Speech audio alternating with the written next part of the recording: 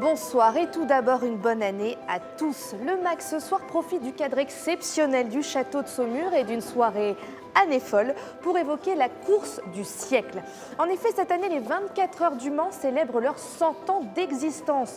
Mais souvenez-vous, il y a quelques mois, les festivités avaient déjà débuté à Chantilly à l'occasion du concours d'élégance réunissant les plus belles voitures de collection du monde. Nathan Wildy, Benjamin Bonte.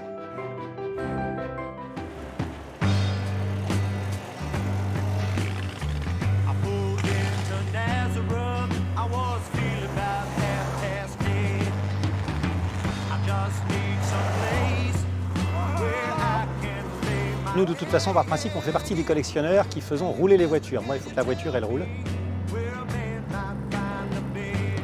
Il n'y a aucune assistance, elles font beaucoup de bruit, elles ne freinent pas bien. C'est un plaisir de conduite. On n'est pas conduit par la voiture, c'est nous qui conduisons la voiture. Aux côtés des plus belles voitures du monde, François, collectionneur vendéen, arpente les routes de l'Oise au volant de sa Panhard Monopole de 1956. Un bolide conçu pour les 24 heures du Mans dans les années 50. C'était vraiment sympa, on a fait à peu près, je crois, 80 km. Alors c'est vrai que par contre c'est une voiture de course, parce que c'est une voiture qui est plutôt faite pour les 24 heures du Mans, d'ailleurs qui a fait 3 fois les 24 heures du Mans. Là on était un peu Paris-Roubaix, là. On a fait un peu de pavé, mais les paysages sont absolument magnifiques. Un rallye inaugural pour un week-end royal. Car si tout ce beau monde s'est donné rendez-vous, c'est pour un concours d'élégance dans un cadre princier. Le château de Chantilly, à quelques kilomètres au nord de Paris. Cette année, le jury juge 2 catégories réservées à des voitures imaginées pour les 24 heures du Mans, aujourd'hui notées selon leur style et leur originalité. C'est la seule avec les porte-papillons. Sur les 3, il y en a 2 avec des porte-papillons. Ça c'est chouette. Pour cette catégorie-là, en tout cas, c'est déjà la qualité de la voiture, de son état, son palmarès, son histoire, si elle a bien sûr fait les 24 heures du Mans. Donc voilà, donc c'est tout cet ensemble que l'on juge, qu'on regarde. Si vous avez une voiture qui est de l'époque du Mans, mais qui n'a jamais couru le Mans, voilà, ça va en sa défaveur, par exemple. En attendant le passage du jury, ce propriétaire d'origine nantaise, lui, prépare jusqu'au dernier moment sa Bristol de 1954. Je ne fais pas évidemment le ménage à la maison. Et le seul ménage que je fais, c'est pour cette voiture. Vous voyez ? Bon, enfin, elle en vaut la peine. Une voiture comme ça, de 1954, ne peut apparaître que sur son plus beau jour. Ou sinon, autour d'une course couverte de boue. Et comme aujourd'hui, ce n'est pas le cadre, on fait avec.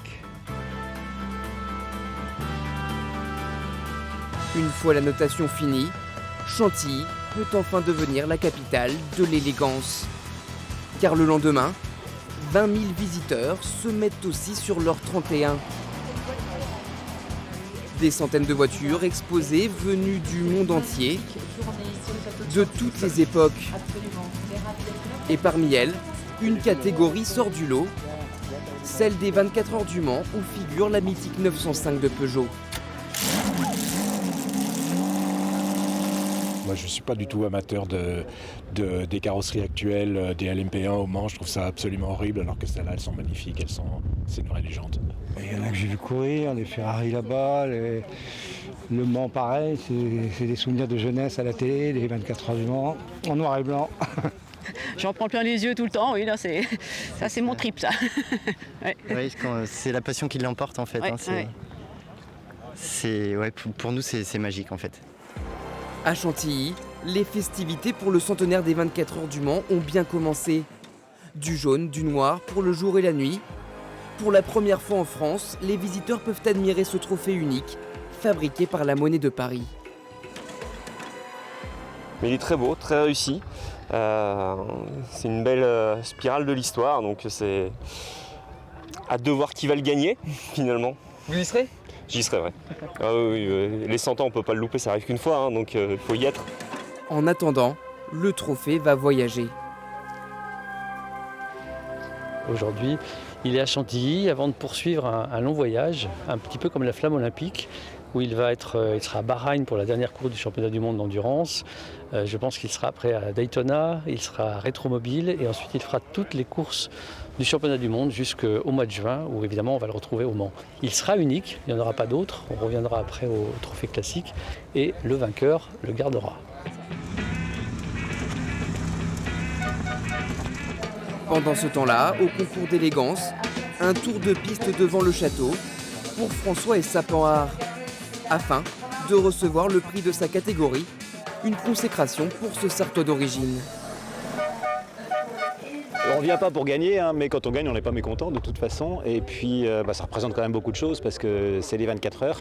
D'avoir ce trophée 100 ans, 24 heures, pour un Sartois vendéen, c'est quand même quelque chose.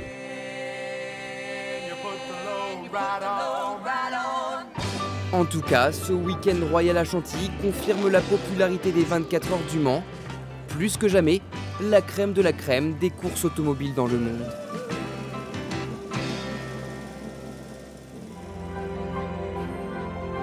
L'édition historique des 24 heures du Mans se déroulera les 10 et 11 juin prochains. Une édition déjà mythique puisqu'elle est marquée par un plateau exceptionnel avec le retour à l'endurance de grands constructeurs automobiles comme Porsche, Ferrari ou encore Cadillac.